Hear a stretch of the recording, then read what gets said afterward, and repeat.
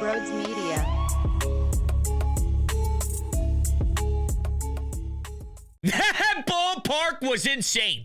That was the most fun I've had watching this team play all season long. And how ironic it comes right after the day I've been the most angry I've been. It's nuts. Baseball. Is that what they say? Baseball.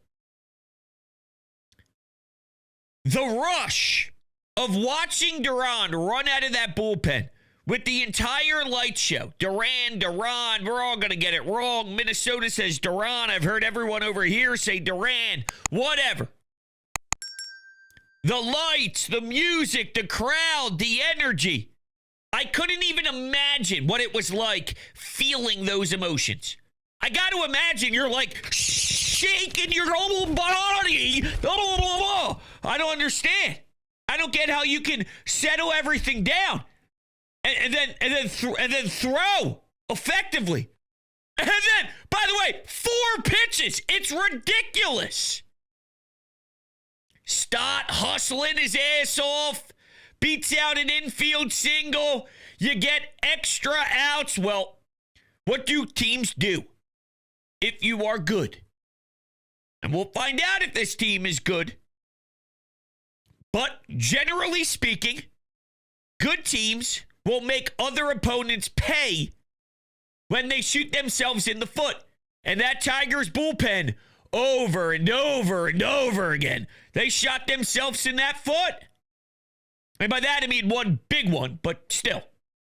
I don't know why I said over and over and over again like that. It was one big one. It was great, though.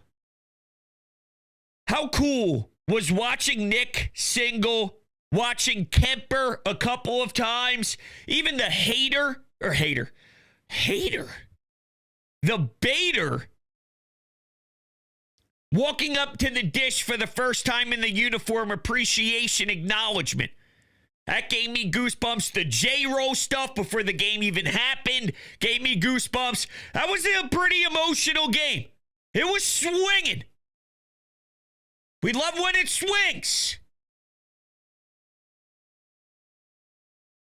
Bryce and the check swing, speaking of. Do you think Rob Thompson could have been any less passionate there? Seriously. He goes for the, I just want to have a conversation. I'm going to cover my mouth so nobody can see. What was that? And then he nonchalantly puts his ear closer to his mouth so he can hear. But there's no actual fire. There's no one actually pissed off. There's no actual anger. Now, whether Bryce Harper went or didn't go, that was as 50-50 as it gets. That was very gray area. But to the credits of Bryce Harper here, you let it rip. And truth be told, you probably could have even done more. But it played a part in the way that this all formed together here. You got a team responding to the leader barking.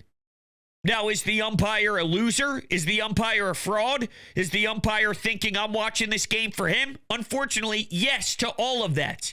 He's a piece of crap who doesn't realize what we're watching here. We're trying to watch the best to do it. And then Orion Kerkering gives up a bomb right after that inning ended. So punch me in the nuts and call me Sally. My God, what a terrible feeling.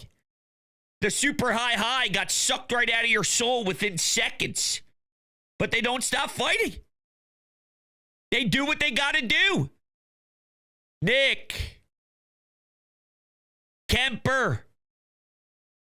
And how about when they had bases loaded, Stott had the sack fly, and you really did think to yourself, oh man, they're gonna score 1 and then leave a lot of meat on the bones, aren't they? They're going to get out of this with only 1? That would feel like a win if you're Detroit walking back to your dugout. But somehow they managed to pull through. Flaherty versus Ranger. Ranger, outside of the 3-run blast that he allowed, I thought he was pretty damn good. And of course, I think we were all thinking the same thing. Here we go again. Excuse me. Here we go again.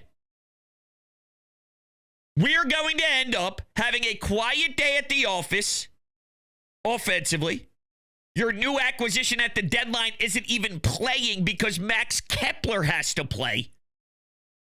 Flaherty is running through you like he's 21 years old. And oh, by the way, second half Rangers always a worry. And here comes a pitch to who? Oh, Gleyber Torres. Yeah, Gleyber. Fucking crushes it. Yo. Ranger. It was all set up for failure and pain and more frustration. Then it turned into what potentially could be a game we reflect back to. Now, you're not winning me over that easy, but that had a different feel. And I don't know if it's a different feel because of the stage of the season. And wins now, stylistically, it could play out the same way in May, but it hits different because it's not May, and it's post the deadline, and this is what you're going to war with, and every game matters, and you're watching the Mets, and you're studying the standings, and you're seeing these other these NL teams on a day-to-day basis with the fierce set of eyes. But this game had a little juice behind it. You get the light show. I seriously don't know how you can somehow settle yourself to pitch so comfortably. Reach back, triple digits, 102. Imagine what that's going to be like in October. You're never going to have a chance to beat this team if they have a lead with the closer on the bump because you'll collapse. It'll be too much. Your body can't physically handle it. You'll just minimize. You'll shrink. I think it's overwhelming. It was popping now. It's going to be that times 6 if it's an NLDS. If it's an NLCS game. That was just the appetizer. That was a big cock tease. I don't know why there's so many of those jokes happening right now. Jesus. I apologize. Weird. It's a Friday night. You know what I mean? It's a Friday. And truth be told, I didn't know if I was even going to do a show tonight, but it inspired me to want to sit down because I got to talk about it to someone. My wife doesn't give a shit. My kids are sleeping. I can talk to the dogs. They did watch it with me, but I need to get this off my chest because I thought it was that iconic of a regular season moment. I thought it was that much fun. Iconic is strong, okay? But it was fun. I thought it was just going to be the J-Roll show.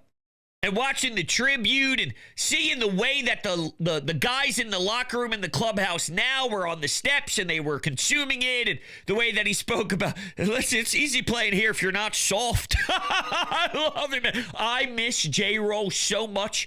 Of the big three, when you think of Utley and J-Roll and the big piece, man, there was just something about J-Roll that hits harder than anybody else for me. Now, I love the big piece, and I love Utley. We all do. I'm just saying, we have our rankings. J-Roll was always my guy. And to see him up there again and to see some of the big plays that he made, I was getting a certain feeling.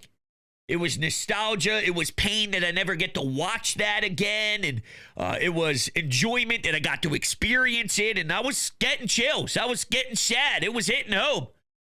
But I thought, all right, that's just going to be what today's about because the offense didn't want to participate. And I think it was a momentum killer to bring in Bader. And before you know it, he's not even in the lineup.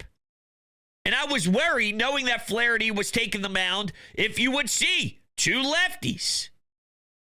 If that's what we're working with, and keep in mind the chaos and the storm that happened pregame with the way that they were explaining how they're going to utilize these guys. You're having 4 players play 2 positions. It's going to be a heavy platoon for the foreseeable future. And then they'll come up with some ideas, I guess, after maybe the first 6 games or so.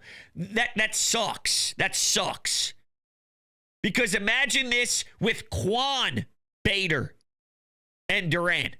Now, what you were feeling and that electricity, the sense of urgency multiplies everything by a large margin. It's getting to the point where, rightfully so, a lot of the talk around town today was, what is the organizational philosophy We now are getting out of the Dave Dombrowski talk. Not that he's done a good job, because he hasn't, but we're no longer even criticizing Rob and criticizing, some of these front office members. It's about, what is their plan? Are they even trying to win a World Series? Let's start there, because if your organization isn't doing that, then everything else that follows it, of course, isn't going to align with our ultimate goal.